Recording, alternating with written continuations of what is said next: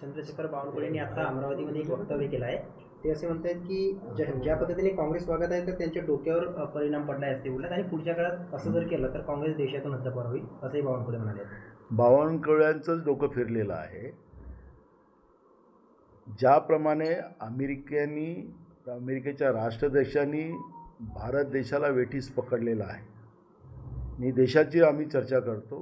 काँग्रेस पक्ष हे देशासाठी ज्यांचं स्वातंत्र्य लढ्यामध्ये योगदान नाही त्या भाजपच्या मंत्र्यांना या पद्धतीचं बोलण्याचा काही अधिकार नाही, म्हणून त्यांचं डोकं फिरलेलं आहे, म्हणून ते दुसऱ्यांचं डोकं फिरलं जातं.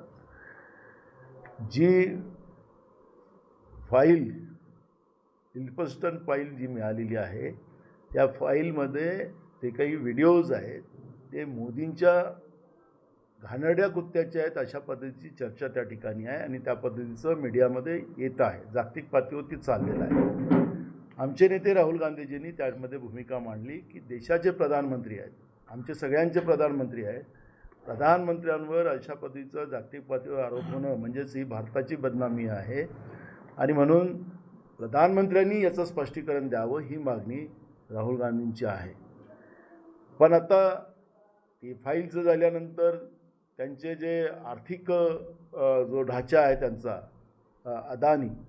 अदानी अडचणीत आले.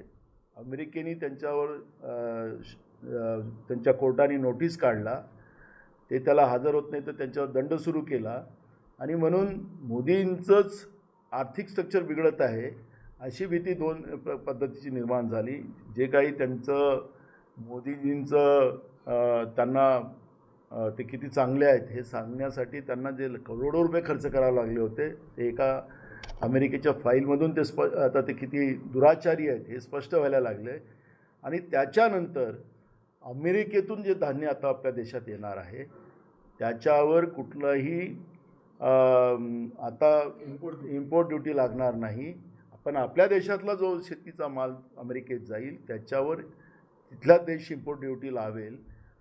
आतापर्यंत अमेरिकेने जेव्हापर्यंत काँग्रेसचं सरकार देशात होतं तेव्हापर्यंत कधीच अमेरिकेने हिंमत केली नाही की आमच्या देशातल्या मालाला तिथं जायला इम्पोर्ट ड्युटी लावली नाही.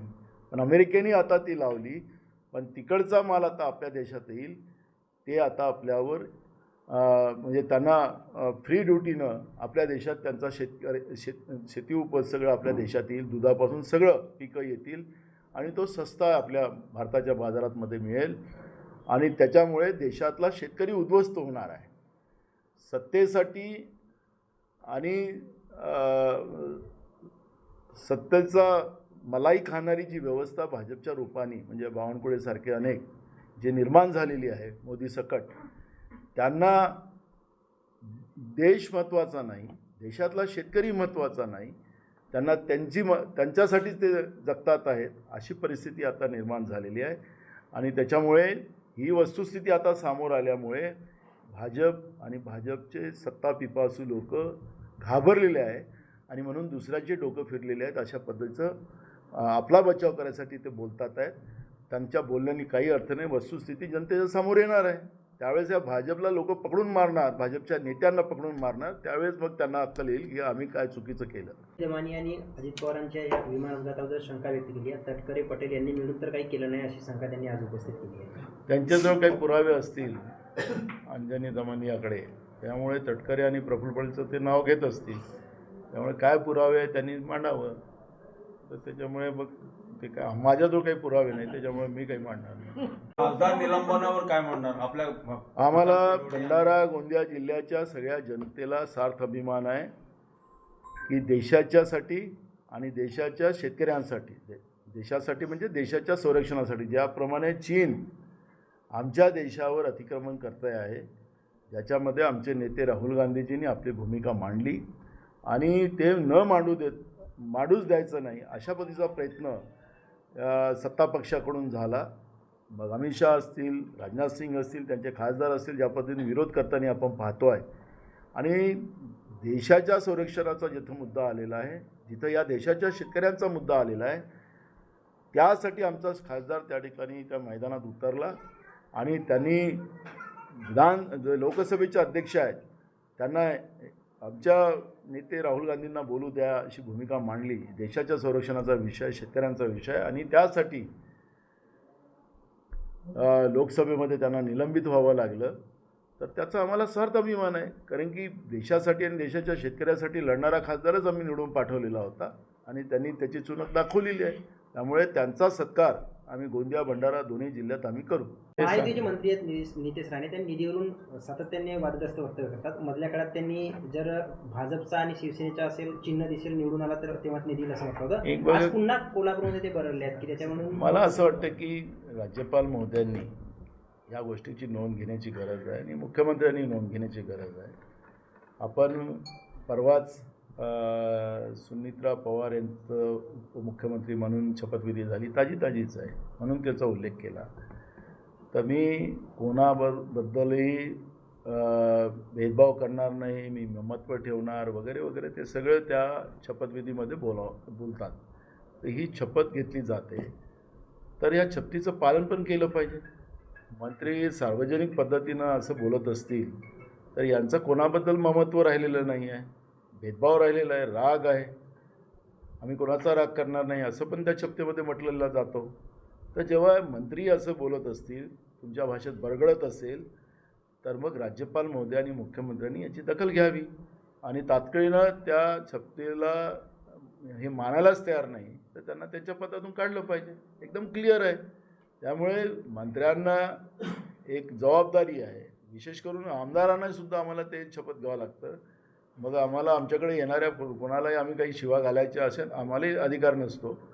लोकप्रतिनिधी कायद्याअंतर्गत या सगळ्या जबाबदाऱ्या आमच्यावर असतात आणि त्याप्रमाणे वागलं पाहिजे. जे वागत नाही त्याच्यावर कारवाई केली पाहिजे. पार्थ पवारला क्लीन चिट देण्यात आली राज्य सरकारने. बघा, आता मला असं वाटतं की त्या विषयावरचं विधानसभेचं अधिवेशन येते आहे. सरकारने काय काय केलं त्या घटनेमध्ये, आणि त्यांचे वडील अजित पवार आता आपल्यात नाही, त्या दुर्घटनेमध्ये त्यांचा मृत्यू झालेला आहे. त्यामुळे मला असं वाटतं की आत्ता त्याच्यावरचं काही प्रतिक्रिया द्यावी हे काही बरोबर नाही. पण विधानसभेत आम्ही सरकारला याचा जबाब विचारू. पंतप्रधान मोदीवर काँग्रेसकडून हल्ला करण्याचा एक कट रस्ता गेला होता अशी चर्चा सुरू आहे. त्यामध्ये महिला खासदार पण समोर होती. त्याचमुळे जी सभाचं जे आहे मोदींजींनी जे भाषण आहे त्यांचं ते रद्द करण्यात आलं अशी एक चर्चा सुरू आहे. याच्याबद्दल तुम्ही काय सांगाल? एक बघा, असं आहे की मोदीजी हे नटसम्राट आहेत. ते त्यांचं आपण पाहतो कधी कधी मीडियामध्ये, सोशल मीडियावर, तुमच्या मीडियावर येत नाही, त्यांचं दिवसभर तो मेकअप चालतो. खूप साऱ्या महिला त्यांचा मेकअप करतात आणि सगळं सजून बजून येतात. दिवसातून 4 ड्रेस बदलवतात. ते सारखेच असतात त्यांचे, पण ते दिवसातून एकदा घातले की दुसऱ्यांदा घालत नाही. ते असं त्यांचं हे आहे राहण्याचं थाटमाट. आता प्रधानमंत्री आहेत, त्यांना हजारो कोटीचं विमानानं ते फिरतात. त्यांची गाडी पण त्यांची तुम्ही पाहिली असेल किती हजारो कोटीची गाडी आहे. त्यामुळे त्यांना कोणी हमला करू शकत नाही. ते प्रधानमंत्री आहेत, आमच्या देशाचे प्रधानमंत्री आहेत. देशाच्या प्रधानमंत्र्याला काही होऊ नये हे काळजी घेण्याची जबाबदारी आमची पण आहे. पण या पद्धतीचं जे आता वस्तुस्थिती जी समोर आलेली आहे त्या वस्तुस्थितीला लपवण्यासाठी, कारण की आता शब्दच नाही आहे त्यांच्याजवळ, त्याचं उत्तर द्यायला शब्द नाही, आणि म्हणून हा एक नटसम्राटांनी बनाव केलेला आहे. मोदी हे नटसम्राट आहे. त्यांना आता या सगळ्या प्रश्नावर उत्तर द्यायचं नाही आहे. त्यांचा वास्तविक चेहरा आज देशाच्या समोर आलेला आहे आणि त्याच्यामुळे या पद्धतीचा बनाव करायचं काम केलेलं आहे. राहुल गांधीजींना कसं त्या ठिकाणी बोलू देत नाही हा पूर्ण देश पाहते आहे. आणि यांचं तर बहुमत आहे, पाशवी बहुमत आहे. यांना काय लोकसभेत मारतील का कोणी?